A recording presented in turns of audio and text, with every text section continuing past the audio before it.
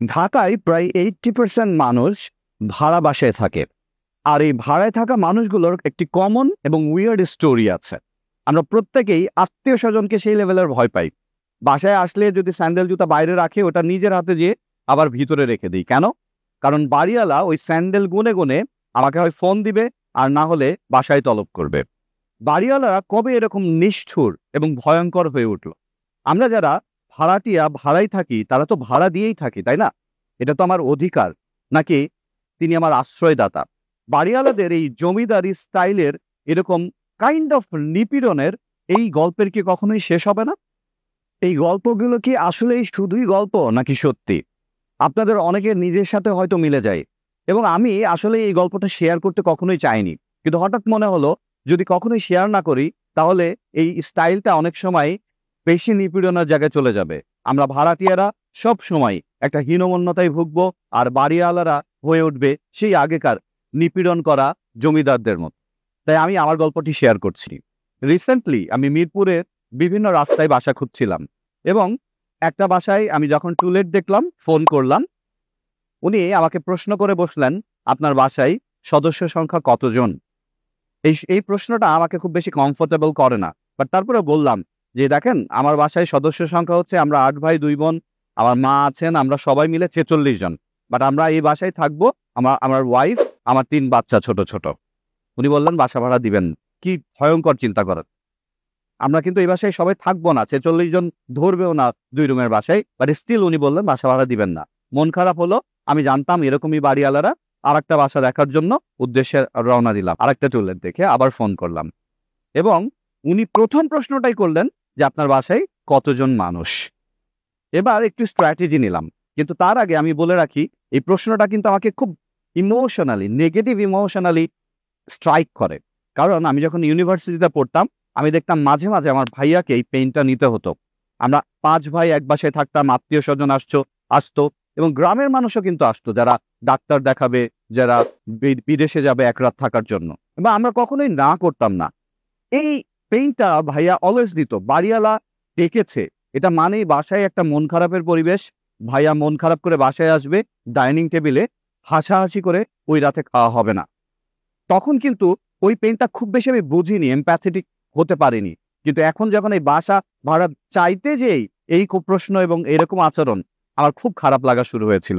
So এবারে আরেকটা বাসা দেখার জন্য আমি সেকেন্ড বাসাটাই আসলে কল দিলাম, এবং প্রথমেই উনি আমাকে যে প্রশ্নটি করলেন যে আপনার সদস্য সংখ্যা কতজন পরিবারে। এবার একটু ডিফারেন্ট স্ট্র্যাটেজি নিলাম। আমি বললাম আমার বাসায় আমরা 2 জন, এবং আমার আরো 3 জন সন্তান আছে। উনি তাতে রাজি হলেন, এবং বাসাটা মোটামুটি অন্যান্য কন্ডিশন বললেন, তাতে মনে হলো ভাড়া হয়ে যাবে। কিন্তু আমার মনে একটু অশান্তি আছে যে আমার সদস্য সংখ্যা তো আসলে আমরা 10 ভাই বোন, এবং তারা আসা যাওয়া করবে। তাকে ইনফরমেশনটা দিলাম যে তারা থাকবে না, কিন্তু আমার বাসায় ডেফিনেটলি তারা আশেপাশে থাকে, আসা যাওয়া করবে। উনি ইনস্ট্যান্ট আমাকে বললেন উনি বাসা ভাড়া দিবেন না। আমি খুবই থান্ডার্ড হলাম যে আমি ওনাকে বুঝিয়ে বললাম আমরা কতজন থাকবো, তাতে ওনার প্রবলেম আনবিলিভেবল। আমি এবার আবারও মন খারাপ করে চলে যেতে যেয়ে মনে হলো একটু নিচে যেহেতু আছি, উপরে যাই, ওনার বাসায় কথা বলে আসি, হয়তো বোঝানো যাবে সরাসরি কথা বললে। আমি ওনার বাসায় নক করলাম, ওনাকে বললাম যে দেখেন আসলে তো সবাই থাকবে না, আমরা তো আসলে ছোট পরিবারে থাকবো, আপনার আসলে অসুবিধা হবে না। উনি আমাকে বাসাটা যদি একটু দেখান, এরকম বললাম। উনি কনফিডেন্টলি বললেন যে উনি বাসা দেখাবেন না এবং ভাড়া দিবেন না আমার কাছে। আমার প্রচন্ড রিয়াকশনটাকে আমি চেপে ধরেই তারপরেও কিছু কথা বলেছি ওনাকে, যে আপনি কি এটা মিন করছেন যে আমার বাসায় বুয়া আসলে প্রবলেম নেই, কাজের বুয়া, আর আমার পরিবারের মানুষজন আসলে, আমার মা ভাই বোন আসলে আপনার প্রবলেম আছে? মানে আপনি যদি একটু বুঝিয়ে বলতেন যে আসলে কি ধরনের বাসা আমি তাহলে এক্সপেক্ট করবো, আর আমি কি আমার আত্মীয় স্বজনকে, আমার ভাই বোনকে বলবো এসো না কোনোদিন? এটা আপনি চাচ্ছেন? মানে এটাই আপনার বাসায়ও প্র্যাকটিস করেন? পরিসংখ্যান বলছে যারা নিউক্লিয়ার বা একক পরিবারগুলোতে বড় হচ্ছে, তাদের 80%-রও বেশি মানুষ শেয়ার করেছে যে তারা লোনলি ফিল করে, তারা বেশি সময় ডিপ্রেস থাকে, এবং আনহ্যাপিনেস তাদের ঘিরে থাকে। তাহলে কি আমরা এই বাড়িওয়ালাদের এই আচরণের কারণেও আমাদের সন্তানদেরকে এরকম লোনলি ডিপ্রেশনে ফেলে দিব? নো। আমরা এই গল্পের পরিবর্তন করতে চাই। আমরা চাই যৌথ পরিবারগুলো একসাথে থাকুক, যারা থাকতে চায়, যাদের থাকাটা প্রয়োজন। সো এই গল্পের পরিবর্তন একটি কোম্পানি করছে, দ্য প্রিমিয়াম হোমস লিমিটেড। আপনারা অনেকে হয়তো বলবেন আপনি কি আপনার কোম্পানির অ্যাডভার্টাইজিং করার জন্য গল্পটি বললেন? অফকোর্স আমি অ্যাডভার্টাইজিং করছি, কিন্তু কিসের? ফ্ল্যাট সেলের নয়। আমার কোম্পানির ফিলসফিটা কি, যে আমরা স্বল্প আয়ের মধ্যবিত্ত পরিবারগুলো, যাদের এই কষ্টের গল্পগুলো আছে ভাড়াটিয়া হিসাবে, যারা কোনোদিন স্বপ্ন দেখে নাই একটা ফ্ল্যাট কিনতে পারবে, তাদেরকেও কিন্তু ২৯০০ টাকায় পার স্কোয়ার ফিটে আমরা ফ্ল্যাট দিচ্ছি। ২৯ লক্ষ টাকাতেও একটা ফ্ল্যাট দিচ্ছি। এটা অনেক বিলাসবহুল না, কিন্তু নিজের বাড়ি হিসাবে, যেখানে নিজের পরিবারের সকলকে নিয়ে আনন্দে থাকা যাবে।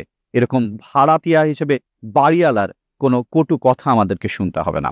আমাকে অনেকে জিজ্ঞেস করে, টিচিং থেকে কেন রিয়েল এস্টেট? আমার হয়তো ১৩-১৪টা রিজন আছে। তার মধ্যে এটা স্ট্রংগেস্ট রিজন, যে ফিলসফি নিয়ে প্রিমিয়াম হোমস কাজ শুরু করেছে, যাত্রা শুরু করেছে, তার সাথে নিজের একাত্মতা ঘোষণা করা। কারণ এই পেইনটা আমারও ছিল।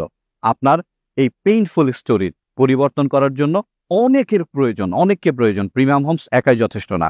কিন্তু প্রিমিয়াম হোমসে আজকে আপনি এই ফ্ল্যাট কিনে না হলেও আমাদের যে ফিলসফি আছে, যে মিশনটা আছে, সেটাতে যুক্ত হতে পারেন। এই স্বপ্নের পরিবর্তন এবং এই গল্পের পরিবর্তনের জন্য দ্য প্রিমিয়াম হোমস লিমিটেড।